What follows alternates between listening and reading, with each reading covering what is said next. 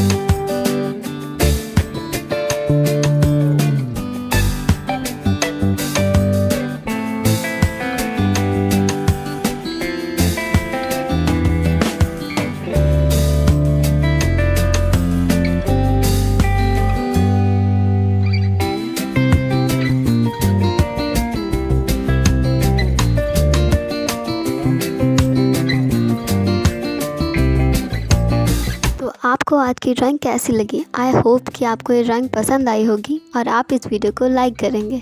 तो चलिए मिलते हैं कल एक नई वीडियो के साथ। तब तक के लिए बाय बाय।